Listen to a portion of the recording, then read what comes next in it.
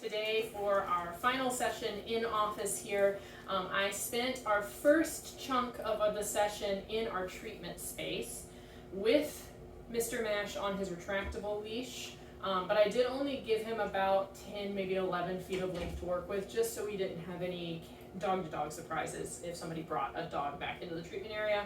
And we worked on just acclimating to the space. That included just standing together in one corner while technicians came and went from the space.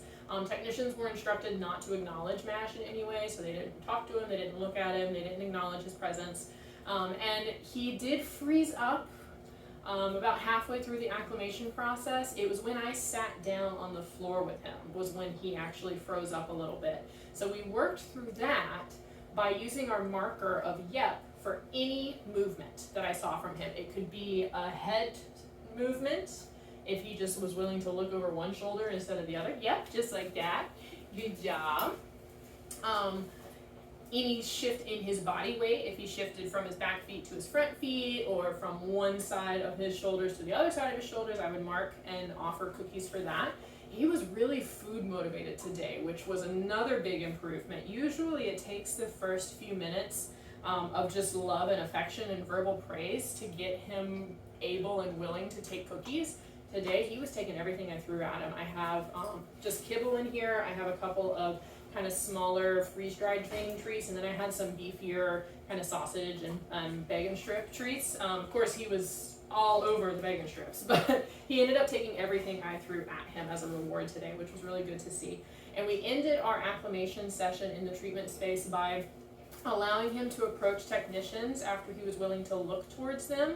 That was a big step for him. Usually when he's working with me, he doesn't want to visually acknowledge anyone else. And you can see right now, when I have crouched down next to him, he is now looking away from me. He is visually avoiding me. Yep, good boy. So I used his head turn as a marker moment. Yep, good boy. And delivered some cookies from my hand before then passing a couple of cookies off to the technician or the doctor that he acknowledged visually, that he was willing to look at.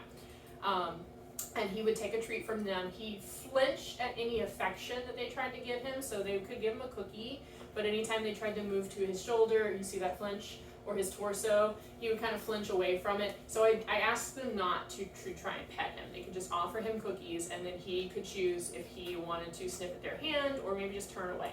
And more often than not, he wanted to just check back in with me and get a couple more cookies before walking away from the interaction. Now, I know you mentioned that he is a lot more social at home, but keep this activity in mind. Keep this like visual acknowledgement. Yep, you get cookies from me for just looking at the person. And then I will give a cookie to that person to give to you. And this can be a great redirective tool for him to prevent him from just immediately launching himself up into someone's chest or stomach like he is wont to do at home. You want to use the visual acknowledgement if he looks away. So when he's a cookie toss, yep. So that would be a marker moment just for looking at the person. He will recognize the marker and check back in with you, and you can use that as a reward opportunity with some cookies before then approaching with him to receive a cookie from the friend. Okay? I would encourage you to practice this with familiar people first, and then give it a try with some less familiar visitors. Make sure to do it in the home where he feels safe. One thing that I noted today is that he reliably reacted strongly to men when he was indoors, unwilling to look at them, unwilling to approach them. If he did make eye contact, it was immediately followed by vocals, barking, and growling. And it took him a long time to disengage from that, to bring himself back down to where he's willing to re-engage with me and maybe move away from the situation. He kind of did this freeze and then bark, bark, bark, bark situation. So men are kind of touch and go for him when he's indoors. When he was outside, he reacted vocally to anyone. And I'm going to counsel you to do two different things if he reacts vocally. If the person that he's reacting to is amenable, you can ask them if you're able to come and say hello. Not him come and say hello. You go and say hello. Approach to the same side of the street or to the end of your driveway and just chat with them for a little bit while he lets himself acclimate, while he brings himself back down. And when he stops vocalizing, and by vocalizing I mean outright barking, if he shifts from an outright bark to just a grumble, that's improvement. That is actually success, because grumbling is so much less significant than distance increasing barking. Alert barking is what we call it.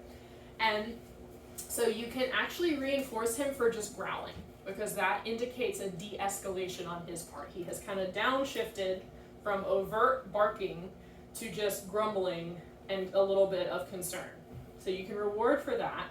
And then if you kind of catch in the corner of your eye him sniffing and not growling, intake of breath instead of outtake of breath, you can mark and reward for that. And I would, at this point, I would drop some cookies on the floor and encourage him to sniff out the cookies on the ground, okay? And you can end the conversation there and turn and walk away, all right?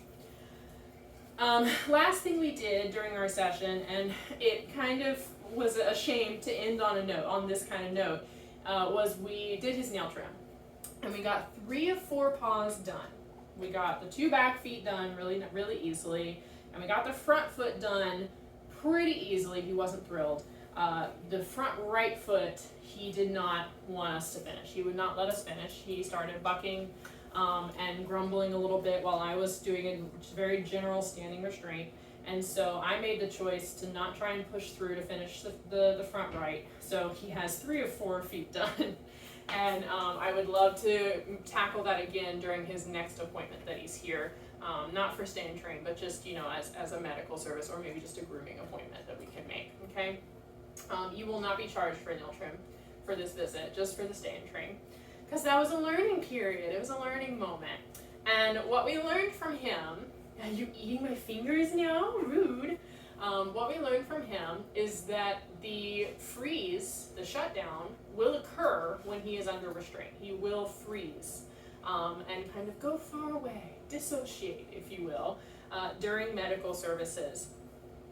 And that's fine, that's okay. We love that because it does indicate a level of tolerance of the stressful event that has to occur.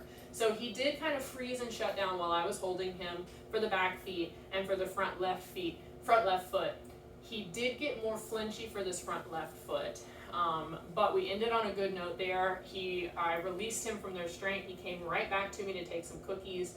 Then when I tried to reinitiate the restraint to go in for the right front foot, he very quickly started flinching and fighting against the restraint, and then started grumbling a little bit in his mouth. So we respected that, we stopped, and we ended again on a positive note with him reapproaching me, letting me pet him. He let my technician, a colleague Gina, pet him as well. So all in all, he recovered immediately from the situation. There was no overt anxiety induced, and he didn't hang on to that anxiety after the service.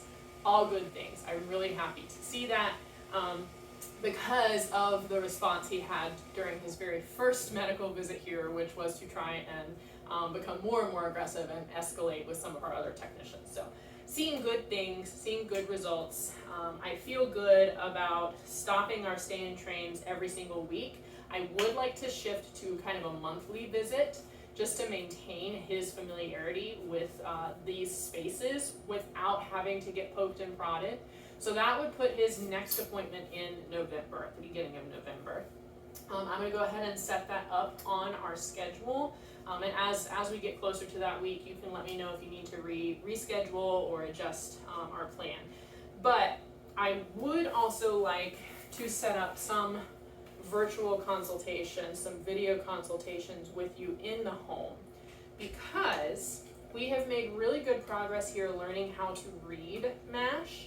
And I want to see if what I'm seeing here is occurring at home, maybe more subtly and more minutely during certain situations. And so it's not really getting resolved. My main concerns are with Sky, his new doggy friend that he's living with, the sister that he's living with, and also with the children that are in the home. I really want to make sure that we're not seeing any of this more subtle anxiety display when he's interacting with the kids, because that can accidentally, inadvertently escalate to aggression. And I'd hate for him or the kids to get the wrong message from each other and accidentally get into some sort of conflict, okay? I do also want to try and tackle some of the aggression that you're seeing from Sky. Even if you haven't seen it recently, the fact that she did go for the face and the neck, that is very significant aggression. That is very well-defined aggression and conflict. And so I want to make sure we're doing everything we can to mitigate the triggers for that aggression in the house, okay? So I'm going to reach out to you with more information about video consultations and when we can schedule those, when you're available, and when the rest of your family is available too, because it really takes the whole family getting on board with these solutions to start to see change for the better in the home, and make sure that everybody is feeling safe and on the same page about what the expectations can be. That's good, man. Thank you for the kisses. But he has already come so far here. You can see he's moving around. He even gave me a couple of happy spins in here as we were wrapping up our meal trim experience. So he has come a long way since our first session. Yes, when you just were frozen. You were just a frozen little doggo. Yes, I know your sweetness. Wait. Let me know if you have any questions, and I look forward to seeing him again.